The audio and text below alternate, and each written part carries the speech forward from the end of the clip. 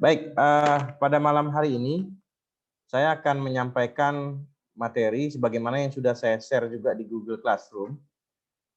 Materi kita pada malam hari ini adalah pendekatan dalam teori administrasi publik.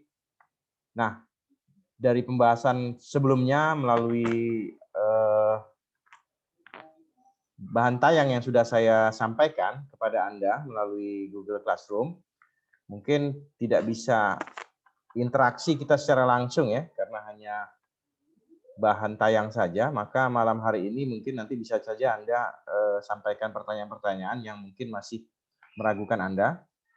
Tapi secara umum saya lihat dari video yang sudah Anda sampaikan cukup baik ya untuk memahami bagaimana itu administrasi publik.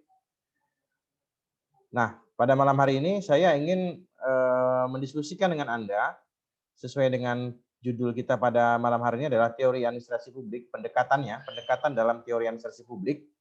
Karena kalau kita bicara secara keseluruhan, administrasi publik ini Anda sudah pahami lokus dan fokusnya. Lokus bicara tempat, ya. Di mana sebenarnya administrasi publik berada dalam paradigma administrasi publik kemarin sudah Anda coba pelajari slide demi slide. Nanti kalau tidak jelas bisa kita diskusikan kembali bahwa administrasi publik itu menemukan tempatnya yaitu pada organisasi sektor publik atau pada ranah publik. Nah, ranah publik itu berbeda dengan ranah private atau swasta. Perbedaan antara publik dengan privat atau swasta adalah pada orientasi. Ya, orientasi publik itu adalah orientasi pada pelayanan. Nah, sedangkan orientasi pada privat itu adalah orientasi pada profit oriented, mencari keuntungan, gitu ya. Nah, oleh karena itu fokusnya kalau Anda lihat antara administrasi publik dengan administrasi bisnis ya atau privat atau swasta, sebenarnya prinsip-prinsipnya hampir sama, bukan hampir sama, memang sama konsep-konsep teori yang digunakan. Ya, Anda bisa lihat di situ ada mungkin prinsip-prinsip manajemen yang sudah Anda bahas pada mata kuliah azas-azas manajemen. Nah, namun nanti Anda akan lihat kenapa di administrasi publik juga kita ada bahas teori-teori tersebut. Nah, yang namanya teori itu memang penggunaannya karena dia disebut teori, maka itu digunakan dalam berbagai macam bidang disiplin ilmu, termasuk administrasi publik ini sendiri. Karena administrasi publik ini masuk dalam ranah ilmu terapan sebenarnya. Jadi kita tidak berdiri sendiri. Makanya dalam bahan-bahan tayang yang sudah pernah saya sampaikan bahwa administrasi publik itu tidak berdiri sendiri.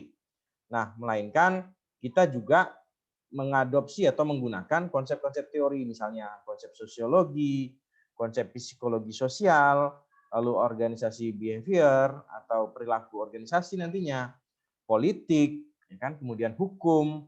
Nah, karena itu semua mendukung dalam konteks administrasi publik. Ketika kita bicara administrasi publik, teori-teorinya, orientasinya adalah pada bagaimana organisasi publik atau administrasi publik itu dilaksanakan dengan efektif dan efisien. Kuncinya efektif dan efisien. Dalam manajemen juga begitu. Kenapa sebuah organisasi baik publik ataupun privat itu harus menggunakan atau melaksanakan prinsip-prinsip manajemen atau konsep-konsep teori manajemen, karena orientasi akhirnya adalah bagaimana apa yang dilakukan itu pada akhirnya adalah efektif dan efisien. Efektif bicara pada pencapaian tujuan, efisien bicara pada bagaimana penggunaan sumber daya yang dimiliki. Kalau kita bicara sumber daya yang dimiliki, mungkin Anda masih ingat di dalam azas manajemen, kita pernah membahas mungkin atau dengan dosen yang lainnya membahas tentang 5M ya, man, money, method, and machine. Machine ya, mesin.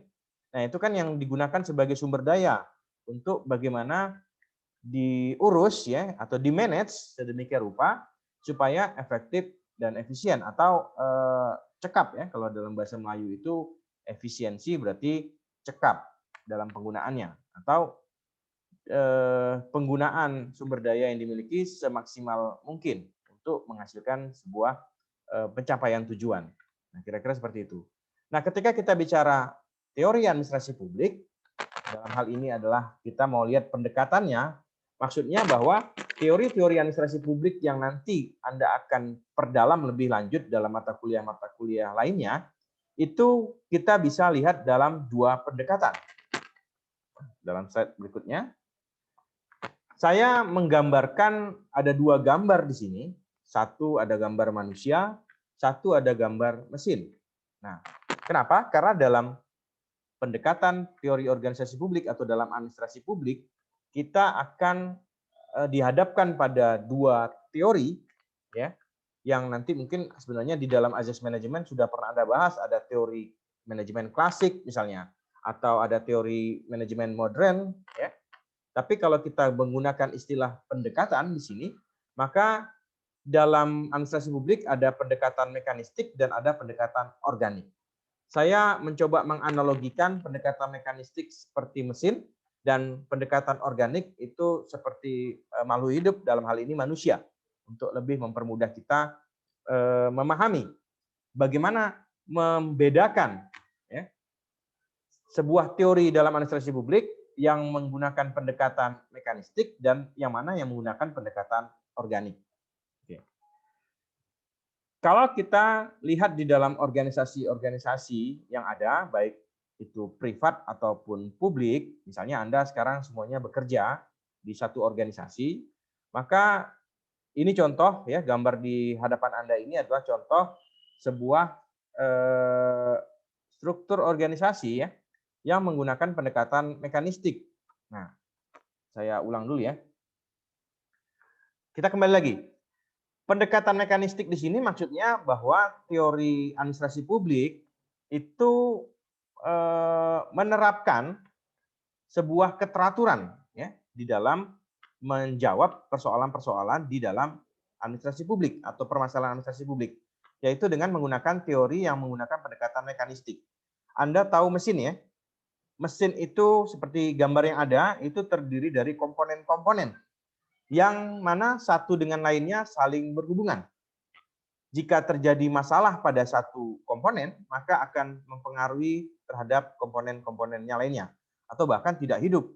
Ya, misalnya Anda coba perhatikan kendaraan Anda, apakah mobil ataupun motor misalnya, ya. Bagaimana prosedur untuk menjalankan sebuah motor ataupun mobil? Nah, pertama-tama Anda harus hidupkan dulu kontaknya.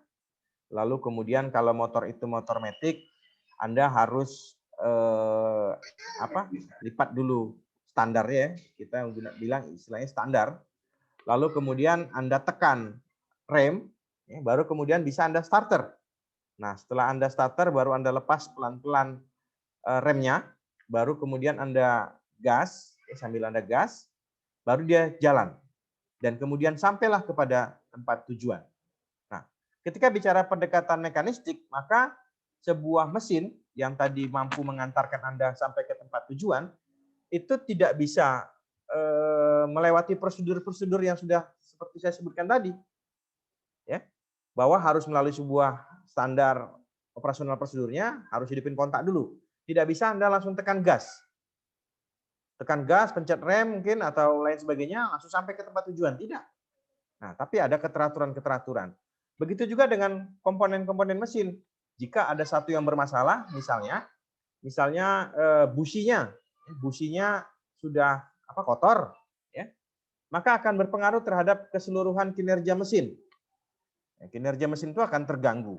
Maka salah satu solusinya adalah busi tadi harus diganti atau diperbaiki. Ya.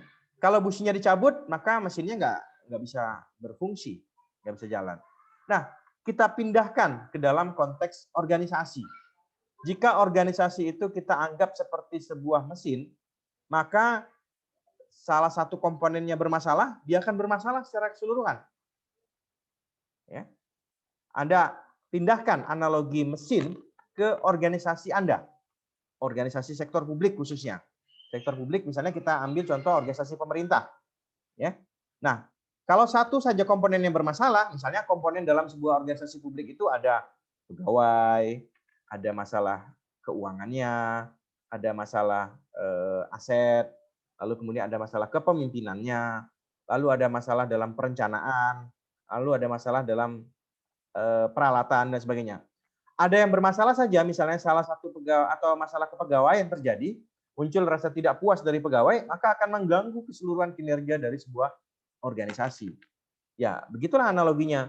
Kalau sebuah teori kemudian menganggap bahwa jalannya sebuah organisasi itu harus seperti mesin. Maka kalau ada satu komponen yang terganggu atau kalau ada prosedur yang tidak sesuai, maka akan mengalami sebuah persoalan organisasi tersebut. Nah, begitu kira-kira satu teori yang menggunakan penerapan pendekatan mekanistik. Nanti contoh teorinya akan saya berikan contoh. Nah, lalu kemudian pendekatan organik. Pendekatan organik sama juga. Kita menganalogikan, menganggap bahwa organisasi itu atau organisasi sektor publik itu seperti makhluk hidup, seperti manusia ini. Ya. Yang terdiri dari ya semuanya saling berhubungan satu dengan lainnya. Tapi berbeda dengan mesin tadi ya. Nah, ciri-ciri makhluk hidup seperti apa? Manusia itu bagaimana supaya tetap bertahan hidup? Harus makan, harus minum, harus menggunakan pakaian, ya kan, untuk melindungi tubuhnya. Fungsi-fungsi di dalam tubuh makhluk hidup itu satu dengan lainnya kalau terganggu maka akan mempengaruhi secara keseluruhan tubuh manusia itu sendiri. Nah, Anda misalnya tidak minum, maka akan mengalami dehidrasi. Atau kemudian Anda tutup hidung Anda, tutup mulut Anda sehingga tidak bisa bernapas dengan baik, maka akan terganggu jalan oksigen Anda. Gitu ya. Nah, itu pendekatan secara organik. Nah, dalam artian kalau misalnya ya di situ ada contoh, di sini misalnya gusi Anda bengkak. Ya, bahkan ada lagu misalnya lebih baik sakit gigi misalnya ya. Nah, sakit gigi itu akan mempengaruhi secara keseluruhan tubuh kita. Atau kemudian hari ini kita sedang dihadapkan pada kondisi pandemik COVID karena ada serangan virus corona. Corona itu dikhawatirkan ketika masuk ke dalam tubuh kita maka akan menyerang salah satu anggota tubuh kita yaitu paru-paru dan kemudian akan berpengaruh terhadap suhu tubuh kita. Disitulah menunjukkan bahwa antibodi kita sedang bekerja ya, terhadap makhluk-makhluk asing atau virus yang mengganggu tubuh kita. Maka timbullah panas. Ya, disitulah ciri-cirinya bahwa ada reaksi daripada tubuh kita. Nah, kita pindahkan analogi organik ini ke organisasi. Organisasi di tempat Anda bekerja. Kalau Anda menganggap bahwa organisasi Anda itu adalah makhluk hidup, maka perlakuan terhadap organisasi harus seperti makhluk hidup. Organisasi perlu makan, organisasi juga perlu minum, organisasi perlu kasih sayang, organisasi perlu diperhatikan, organisasi perlu memahami secara humanistik, ya, faktor kemanusiaan, perasaan, dan lain sebagainya. Ini menjadi pertimbangan-pertimbangan. Nah, tentu berbeda kan antara pendekatan organik dengan pendekatan mekanistik. Kalau pendekatan mekanistik nggak perlu pakai perasaan, ya kan? Nggak perlu dikasih makan, nggak perlu dikasih minum. Motor atau mobil Anda ketika hujan lebat atau panas terik, dia nggak akan pernah protes. Yang penting Anda jalani saja prosedurnya. Maka motor dan mobil Anda akan bisa mengantarkan Anda sampai tempat tujuan. Tapi kalau manusia, makhluk hidup, tidak dikasih makan, tidak dikasih minum, ya kan? Apakah akan bisa bekerja atau badannya atau tubuhnya akan bisa maksimal? Nah, akan mengalami masalah. Tidak minum-minum maka akan terjadi dehidrasi. Tidak makan akan kelaparan. Ya, begitu juga organisasi. Ketika organisasi tidak diperhatikan sebagaimana manusia, maka akan timbul permasalahan di dalam organisasi. Gitu kira-kira analogi ya, pendekatan mekanistik dan pendekatan organik ya, terhadap organisasi publik ataupun organisasi swasta. Oke, kita anggap dua-dua organisasi lah dulu. Karena tadi perbedaannya tipis, hanya perbedaan pada sisi orientasi. Organisasi publik itu orientasinya pelayanan publik, ingin memuaskan publik. Kalau privat atau swasta itu ingin mendapatkan keuntungan atau profit oriented. Ya. Oke, saya akan masuk kepada contoh teori organisasi publik yang pendekatannya seperti mesin atau mekanistik. Anda sering dengar istilah birokrasi, gitu ya, teori birokrasi. Nah, di situ salah satu contohnya pendekatan mekanistik adalah teori birokrasi. Birokrasi itu adalah organisasi, jenis organisasi. Yang mempopulerkannya adalah Max Weber atau Weber. Nah, Weber mengatakan bahwa birokrasi sebagai model struktural yang ideal, sebagai alat yang paling efisien bagi organisasi untuk mencapai tujuannya. Jadi menurut Weber, jika sebuah organisasi ingin mencapai tujuan yang efisien, maka model organisasi berbentuk birokrasi lah yang sesuai. Kenapa? Anda lihat, ini pengertian birokrasi ya. Menurut Weber, birokrasi itu sebagai tipe ideal organisasi. Nah, karena konsep organisasinya lebih rasionalistik melalui aktivitas kolektif yang disampaikan oleh Weber. Kita lihat syarat organisasi birokrasi. Oke. Jadi, kita mungkin sering salah paham ya, menganggap bahwa yang namanya birokrasi itu identik dengan pemerintah. Benar. Hari ini cenderung organisasi pemerintah yang menggunakan model birokrasi. Padahal swasta juga bisa saja menggunakan model birokrasi. Karakteristiknya seperti apa? Anda bisa lihat, mulai dari A sampai dengan G. Nah, sebuah organisasi birokrasi idealnya, syarat wajibnya, gitulah. Pertama, ada pembagian kerja. Nah, pembagian kerja setiap orang dipecah sampai ke pekerjaannya. Sederhana dan ditetapkan dengan jelas. Anda coba lihat organisasi pemerintah. Mulai dari jajaran yang paling atas sampai dengan jajaran yang paling bawah, itu kan pekerjaannya dibagi secara lebih terperinci lagi. Nah, jika sebuah organisasi membagi pekerjaan itu secara lebih terperinci, maka itu adalah bagian dari birokrasi. Anda lihat misalnya di pemerintahan, mulai dari jabatan kepala dinas, ya, lalu kemudian di bawahnya ada kepala bidang, di bawahnya ada kepala sub bidang, misalnya. Baru di bawahnya ada staf. Staf itu dibagi yang mengurusi hal apa saja, sesuai dengan ranah pekerjaannya masing-masing. Gitu ya. Lalu yang kedua, ciri birokrasi Weber adalah ada hierarki kewenangan yang jelas, bahwa setiap posisi di bawah supervisi dan kontrol yang lebih tinggi.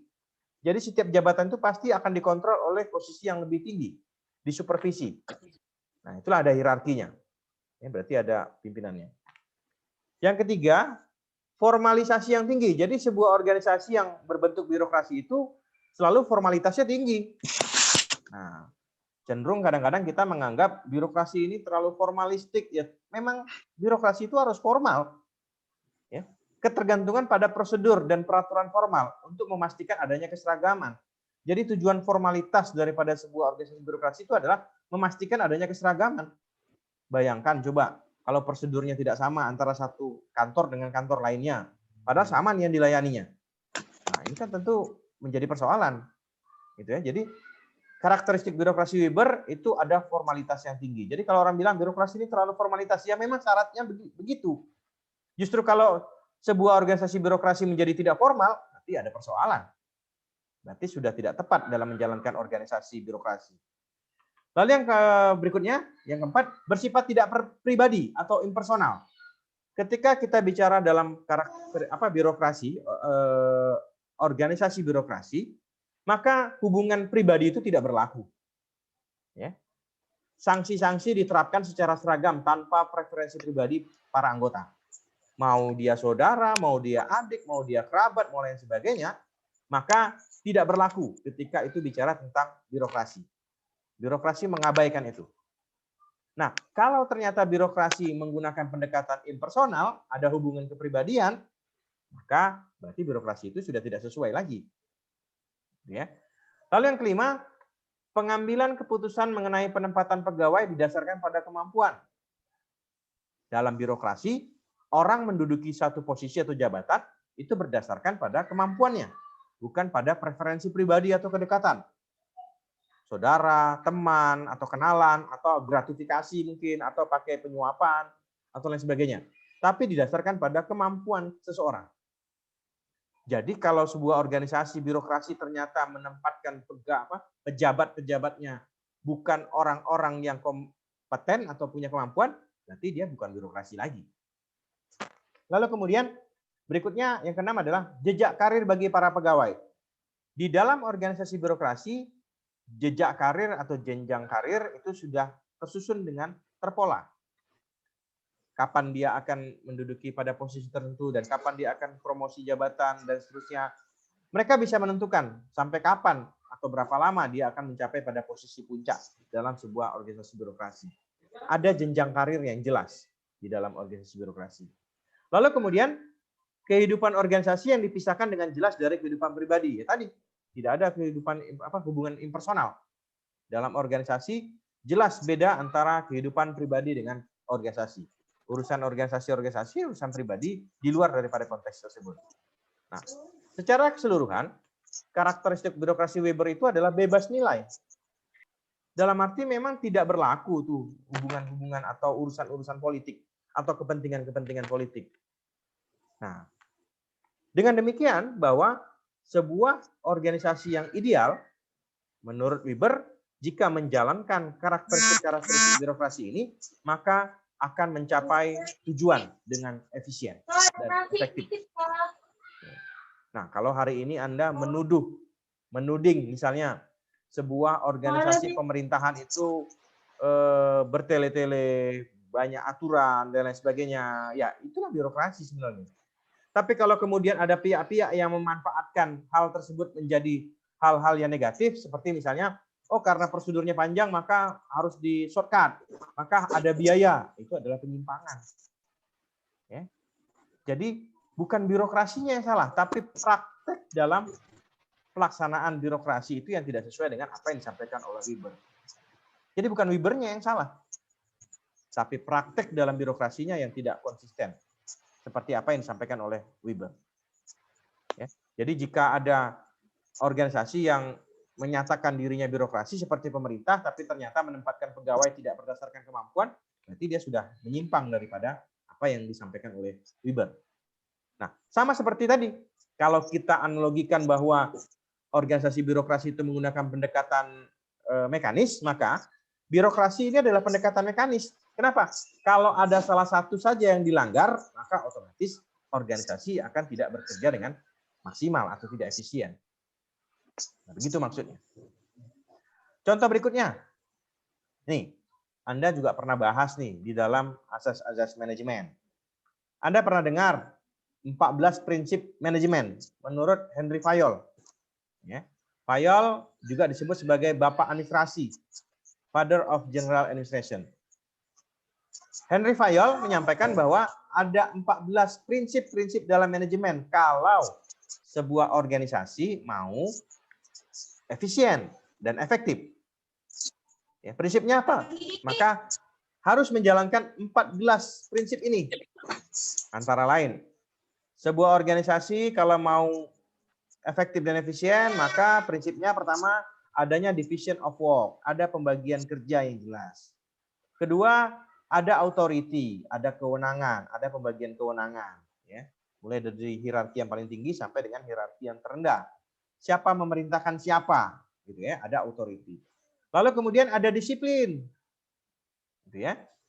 Yang keempat ada unity of commands, ada kesatuan komando, jelas komandonya dari siapa kepada siapa. Lalu yang kelima ada unity of direction, kesatuan arah. Ya, pencapaian tujuannya seperti apa, dari mana ke mana.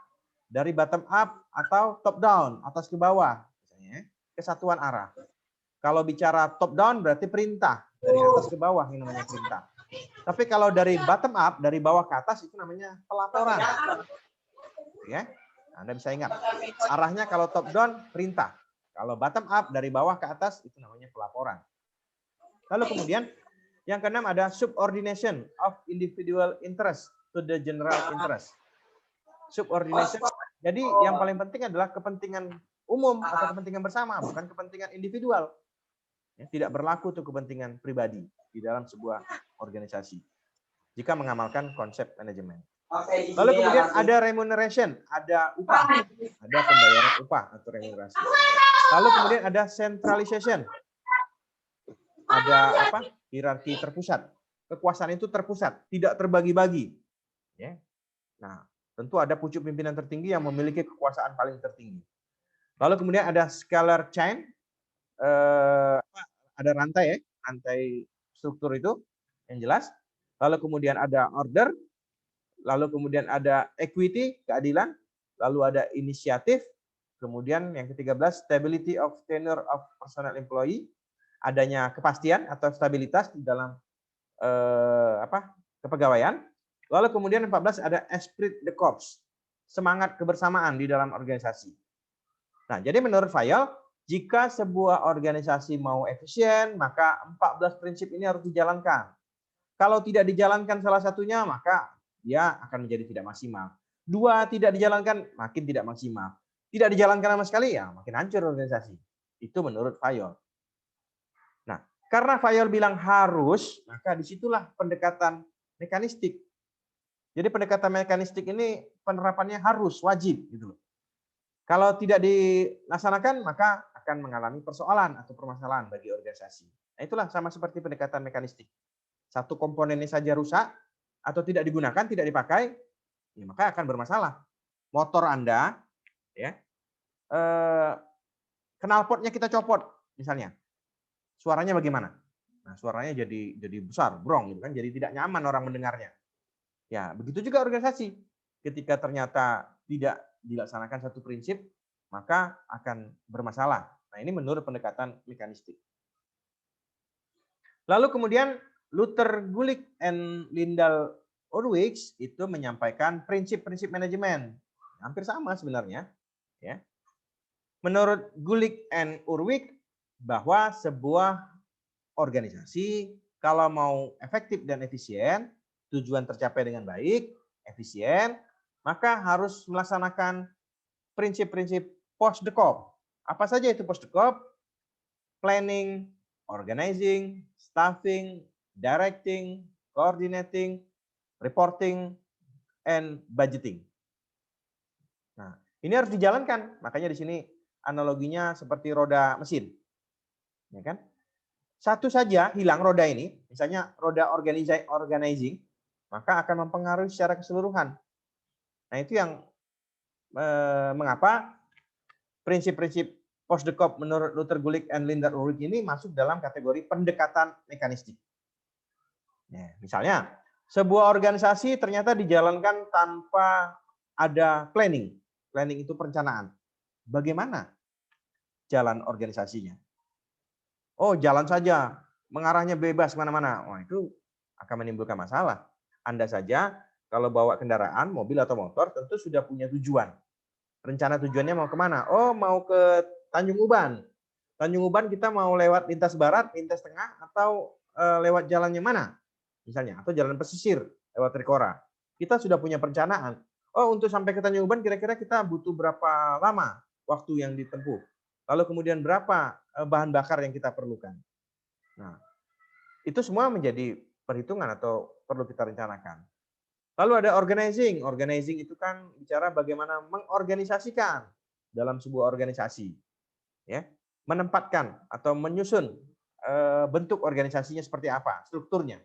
Lalu ada staffing. Staffing pengisian posisi jabatan-jabatan. Ada pengaturan staff. Ya, makanya ada urusan kepegawaian.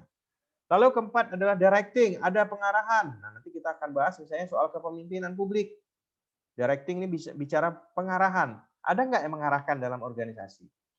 Lalu kemudian perlu coordinating, koordinasi antara satu bagian dengan bagian lainnya atau dengan pihak eksternal.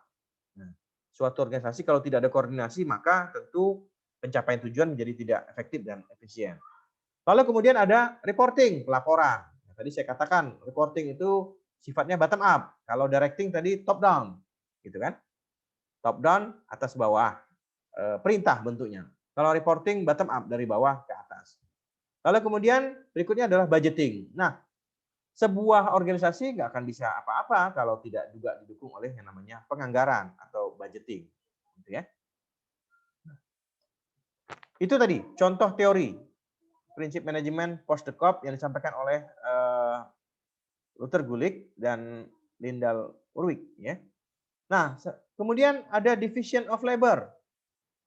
Teori division of labor yang disampaikan oleh Adam Smith. Adam Smith itu menulis buku dengan judul The Wealth of Nation, ya. The Wealth of Nation. Nah, Adam Smith menggambarkan efisiensi yang dicapai oleh pekerja manufacturing, PINS itu peniti maksudnya ya, PINS, melalui spesialisasi. dapat ditingkatkan efisiensi dan produktivitas kerja. Nah, teori division of labor dari Adam Smith itu dia melakukan uji coba.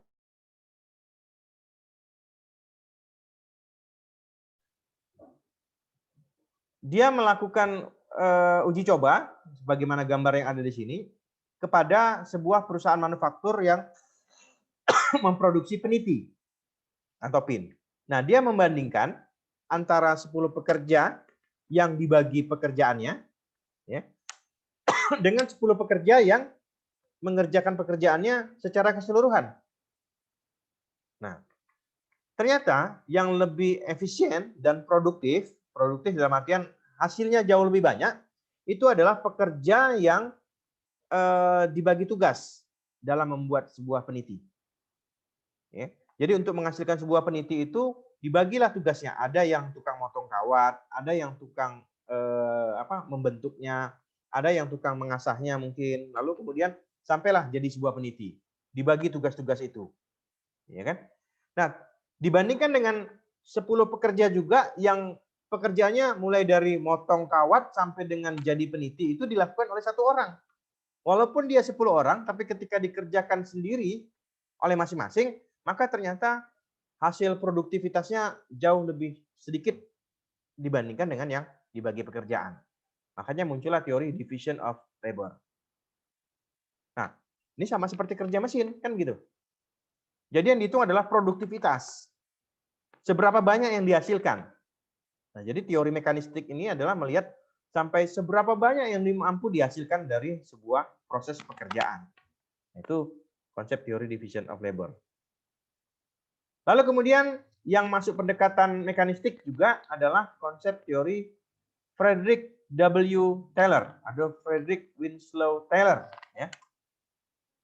Taylor ini terkenal dengan konsep teorinya yaitu the principle of scientific management. Frederick W. Taylor atau Frederick Taylor atau Taylor ini melaksanakan konsep teorinya dikenal dengan scientific management atau manajemen ilmiah. Dia melakukan studi waktu dan gerak. Ya, nanti Anda coba lihat perbedaan antara Adam Smith dengan Taylor ini seperti apa. Nah, Taylor mencoba melakukan pengujian terhadap waktu dan gerak. Nah, di situ Anda bisa baca. Dia melakukan eksperimen, ya, dan mendapatkan kesimpulan bahwa misalnya berat ideal material yang diangkat sekop adalah 21,5 pound atau 9,75 kg. Nah, sebelum eksperimen, pekerja mengangkat material dengan berat bervariasi, ada yang sekitar 3,5 sampai 38 pounds atau sekitar 1,5 kg sampai dengan 17 kg. Jadi dia menguji kira-kira skop besar dengan skop kecil mana yang lebih produktif, gitu ya? Mana yang lebih produktif menghasilkan penyelesaian pekerjaan. Nah, ini yang dilakukan oleh Taylor. Jadi Taylor mencoba melihat metode yang mana yang lebih cepat atau lebih tepat, yang lebih efisien dalam melaksanakan sebuah pekerjaan. Dalam artian, ketika kita ingin memproduksi sesuatu atau melaksanakan suatu pekerjaan, maka yang pertama-tama dilakukan adalah dengan melakukan sebuah pengujian, melakukan kajian atau penelitian gitulah, makanya disebut dengan scientific management atau manajemen ilmiah. Dimulai dari hipotesis, menduga kira-kira kalau skopnya besar dengan skop yang kecil mana nih yang lebih menghasilkan banyak hasil akhirnya. Nah, yang paling efisien dan efektif itulah yang kemudian dipilih ya untuk bisa dilaksanakan atau diterapkan di dalam melaksanakan sebuah pekerjaan.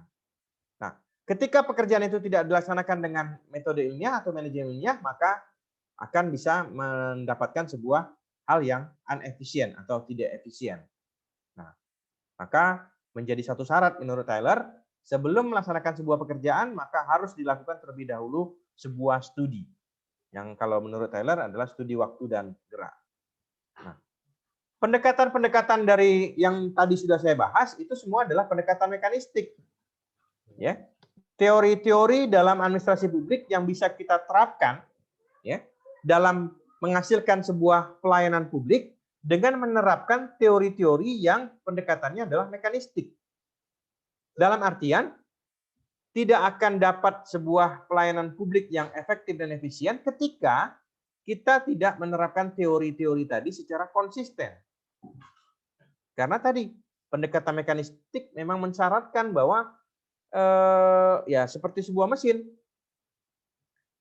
semuanya bekerja secara bersama-sama, berkesinambungan. Jika salah satu komponennya bermasalah, maka akan mempengaruhi secara keseluruhan. Nah, itu dalam konteks pendekatan mekanistik. Lalu saya akan beralih ke Vincentius Sembiring ingin bertanya, silakan. Vincentius Sembiring, silakan kalau ingin bertanya.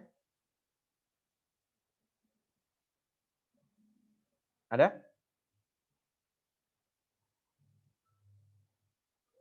Silakan. Ada raise hand ini. Oke, baik saya lanjutkan ya. Tadi pendekatan mekanistik. Anda membayangkan organisasi itu seperti mesin. Nah, sekarang pendekatan organik.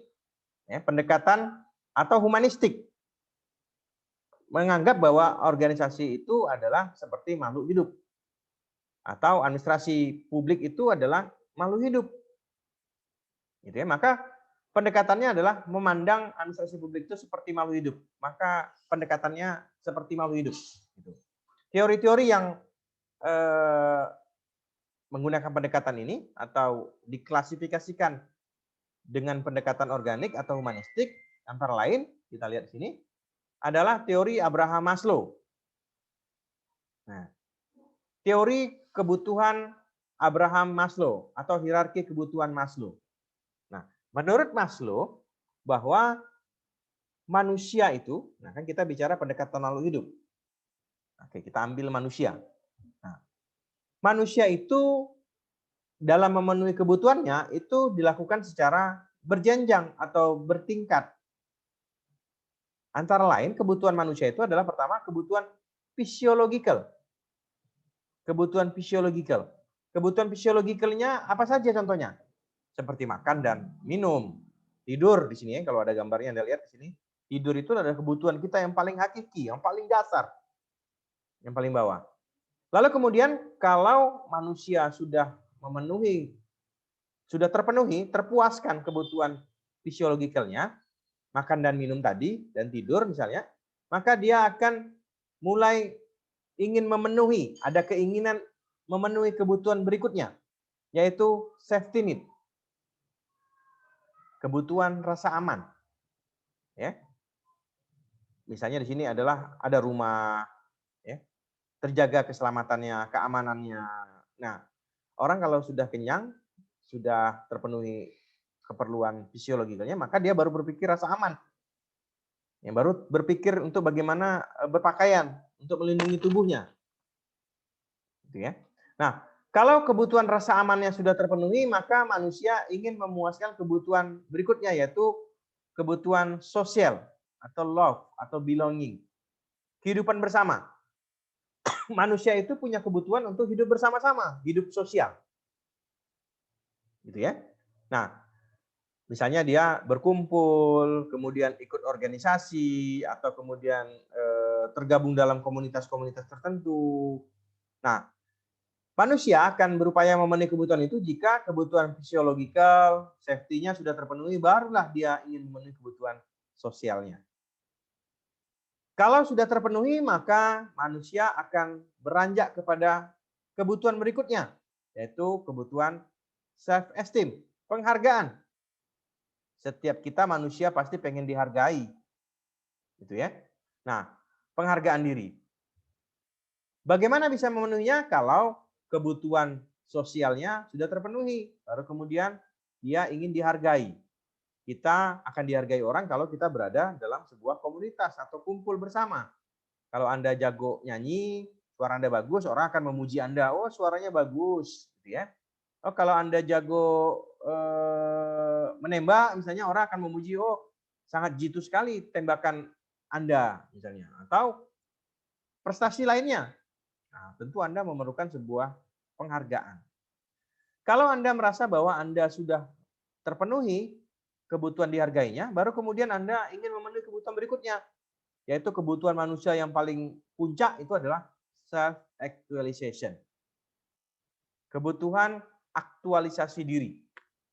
Tadi kalau Anda dipuji oleh orang lain bahwa suara Anda bagus sekali, ya kan? Kalau nyanyi Anda seringkali didaulat untuk kemudian menyumbangkan suara karena dianggap suara Anda bagus. Nah, karena penghargaan yang seperti itu Anda mulai muncul percaya diri untuk kemudian ingin menunjukkan eksistensi Anda, mengaktualisasikan kemampuan Anda dalam bernyanyi. Maka mungkin Anda ikut kontes-kontes pencari bakat, misalnya Indonesian Idol, Akademi Fantasi Indosiar mungkin, atau kemudian Liga Dangdut mungkin, atau lain sebagainya. Nah, atau mungkin kalau kita bicara dalam konteks politik, karena Anda merasa sudah punya banyak teman, orang selalu memuji-muji Anda, menghormati Anda, maka Anda ingin menunjukkan aktualisasi Anda, ingin mencalonkan diri apakah sebagai anggota legislatif, atau kemudian ingin mencalonkan diri menjadi kepala daerah. Nah, itu adalah self-actualization. Anda lihat, konsep kebutuhan Maslow ini, teori kebutuhan Maslow ini menggambarkan bahwa secara manusiawi, manusia ini ingin memenuhi kebutuhannya. Maka kalau kemudian Anda analogikan manusia itu seperti organisasi atau organisasi itu seperti manusia, maka organisasi itu juga harus melaksanakan ini atau mengamalkan, ya kan? Bagaimana memenuhi kebutuhan-kebutuhan manusia yang ada di dalam sebuah organisasi. Karena organisasi itu seperti makhluk hidup yang punya kebutuhan fisiologikal, kebutuhan rasa aman, kebutuhan sosial, kebutuhan untuk dihargai, dan kemudian kebutuhan mengaktualisasikan diri. Nah, teori Abraham Maslow mencirikan pendekatan organik karena memandang organisasi seperti manusia. Manusia itu ingin memenuhi kebutuhannya atau memiliki kebutuhan-kebutuhan. Antara lain ini tadi, yang ingin dipenuhi secara berjenjang. Ya. Oke, saya langsung lompat ke konsep teori. Ini penjelasan tentang masing-masing tadi ya, yang saya sudah terangkan. Saya lanjut. Nah, hanya saja teorinya Maslow ini dikritik. Dikritik di sini dikatakan bahwa needs don't follow a hierarchy. Ada yang mengkritik teorinya Maslow bahwa ternyata manusia itu hari ini nggak semestinya memenuhi kebutuhannya secara berjenjang. Bisa saja lompat-lompat. Ada orang yang nggak perlu makan tapi perlu eksis. Perlu narsis misalnya. Kelaparan dia. Tapi dia nggak penting makan. Dia penting dia tampil dulu. Menunjukkan aktualisasi dirinya jadi penyanyi, jadi politikus misalnya. Atau ingin menunjukkan kehebatannya. Padahal dia lapar. Nah, tapi dia lebih butuh untuk bagaimana dipuji orang misalnya. Nah, ini kritikan yang terjadi hari ini, bahwa ternyata manusia tidak semestinya harus memenuhi kebutuhan ini secara berjenjang. Jadi ada juga yang membantah. Tapi secara umum, konsep teori Maslow ini bisa diterima hari ini. Ya, mungkin masih berlaku. Silakan Anda coba lihat pada kondisi Anda pribadi. Lalu kemudian kritikannya adalah the theory is difficult to test. Sangat sulit untuk diuji katanya. Bagaimana mau menguji tingkat kepuasan manusia yang secara bertingkat itu tadi. Di sini dikatakan, other criticism of Maslow theory not that his definition of self-actualization is difficult to test scientifically. Sulit untuk mengukur, menguji tentang apakah orang itu kebutuhannya terpenuhi atau tidak dalam self-actualization. Manusia itu cenderung tidak puas, ya kan? Nah, kalau sudah terpenuhi akan ada lagi terus keperluan-keperluannya atau kebutuhan-kebutuhannya. Nah, manusia sering digambarkan sebagai makhluk yang selalu tidak pernah puas. Nah, itu mungkin kritikan terhadap teori Abraham Maslow tadi ya. Tapi itulah manusia atau makhluk hidup. Secara realistisnya seperti itu. Nah, oke. Lalu kemudian ada teori berikutnya, yaitu teori McGregor. Ini fotonya McGregor. Teorinya McGregor sama seperti Abraham Maslow, teori motivasi. Ya. Menurut McGregor, teori ada teori X dan teori Y yang terkenal, teori X dan teori Y. Ya. Menurut McGregor, berdasarkan teori X, manusia itu hate to work, membenci pekerjaan. Artinya menurut teori X,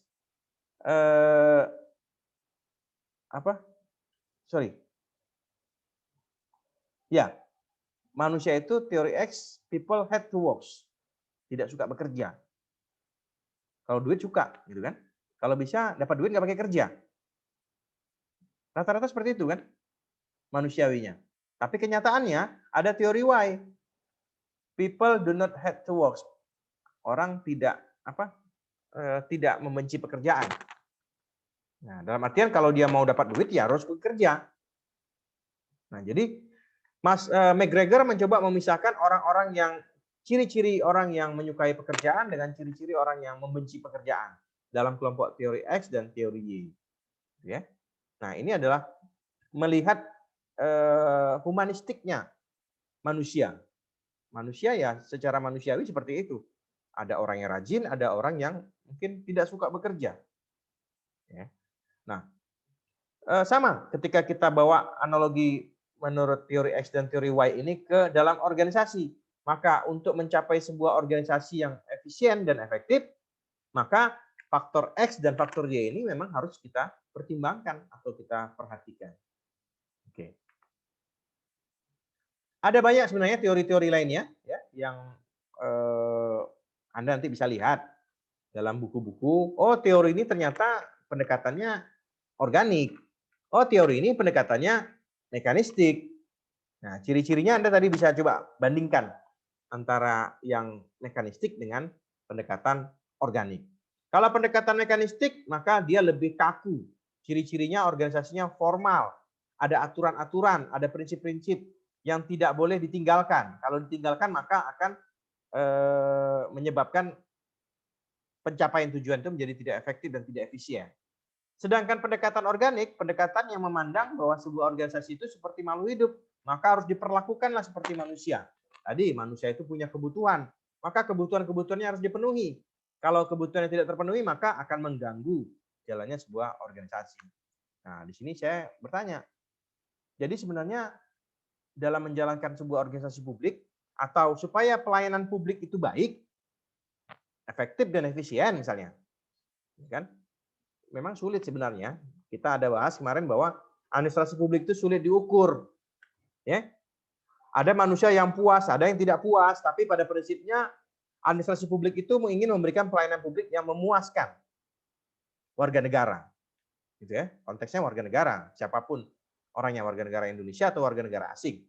Nah, hanya saja pilihannya mau menggunakan pendekatan mekanistik atau pendekatan organik. Mau pakai Harley Davidson atau mau pakai cara yang seperti gambar ini, pakai manusia disusun-susun ini. Mau pakai yang saklek ya, seperti mesin, atau mau menggunakan manusia yang banyak ranahnya, banyak permintaannya. Kan begitu. Manusia ini kan perlu diperhatikan. Nggak diperhatikan saja muncul masalah dia, buat masalah dia jadinya. Nah, sekarang misalnya kalau kita lihat kan dalam konteks politik hari ini pilkada misalnya ada yang jadi tim sukses, ada yang tidak. Yang tim sukses merasa euforia, senang, yang tidak ya tentu akan muncul rasa tidak puasnya. Apapun yang dilakukan oleh pemimpin yang terpilih semuanya cenderung salah jadinya.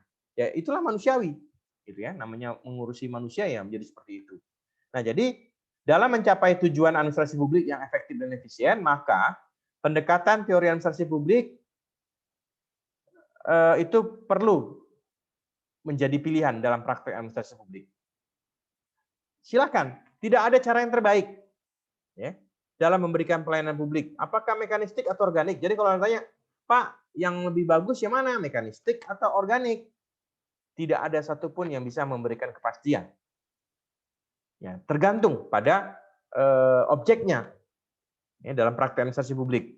Dalam memberikan pelayanan publik, Anda boleh menggunakan pendekatan mekanistik atau boleh menggunakan pendekatan organik. Ya, Anda tinggal lihat mana yang lebih efektif dan lebih efisien. Tapi hari ini prakteknya organisasi pemerintahan kita itu menggunakan pendekatan mekanistik atau birokrasi. Tapi prakteknya ternyata tidak konsisten. Gitu ya. Kita bilang organisasi pemerintahan kita itu adalah birokrasi, tapi ternyata birokrasi kita dipimpin oleh orang politik yang dipilih melalui sebuah mekanisme politik. Akhirnya apa? Yang harusnya birokrasi itu tidak boleh ada hubungan secara individu, akhirnya hubungan suka tidak suka karena ada tim sukses karena sebagainya. Akhirnya birokrasi jadi tidak maksimal. Ya seperti mesin tadi, motornya boleh Harley seperti yang gambar ini, tapi ternyata ngisi bensin ngisi minyaknya pakai bensin biasa gitu. Harusnya pakai Pertamax, ternyata pakainya pakai premium. Ya, jalannya kurang bagus gitu, apalagi diganti solar, lebih nggak jalan. Nah, kira-kira seperti itu. Nah, jadi kita tidak bisa menyalahkan birokrasi pemerintahan begitu saja. Ya, ketika ternyata organisasi itu tidak konsisten menjalankan prinsip-prinsip atau karakteristik dari sebuah birokrasi ideal, sebagaimana disampaikan oleh Weber. Itu kira-kira mudah-mudahan Anda bisa memahami apa yang saya sampaikan dalam pembahasan kita pada malam hari ini, yaitu pendekatan dalam teori administrasi publik. Jadi teori itu kalau Anda baca nanti ya, Anda menemukan teori-teori yang berhubungan dengan administrasi publik, itu Anda bisa lihat, bisa pisahkan, oh ini teori yang pendekatannya mekanis. Kenapa? Karena kaku sekali teori ini, saklek, gitu. Kalau dalam manajemen itu disebut dengan teori klasik. Nah, sedangkan dalam pendekatan organik, yang pendekatan kekinian mungkin katanya, atau pendekatan modern, yang lebih menekankan pada pendekatan humanistik atau melihat memandang organisasi itu seperti manusia, maka harus mempertimbangkan aspek-aspek kebutuhan-kebutuhan manusia, maka ya tadi ada pertimbangan-pertimbangan tertentu, pakai perasaan, memikirkan kepuasan publik atau lain sebagainya. Produktivitas mungkin menjadi pertimbangan berikutnya. Nah, Anda bisa akan melihat ciri-ciri sebuah organisasi itu menggunakan pendekatan mekanistik atau menggunakan pendekatan organik. Tergantung Anda mau mencapai efektivitas dan efisien dalam pelayanan publik itu seperti apa. Oke, baik, silakan saya buka ruang kalau ada yang ingin bertanya dalam materi yang saya bahas ini. Kalau yang tidak bisa menyampaikan, bisa sampaikan melalui kolom komentar di Google Classroom. Silakan kalau ada yang ingin bertanya.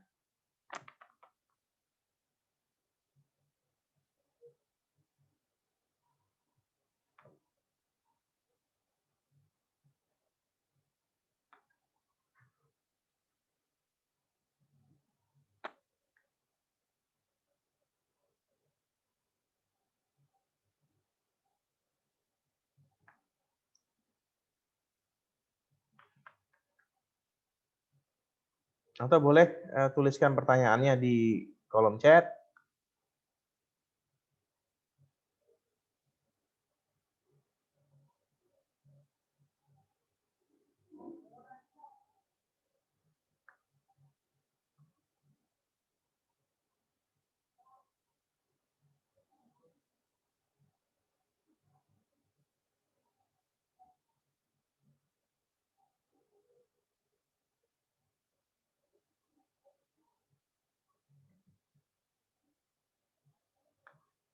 Silakan kalau ada pertanyaan.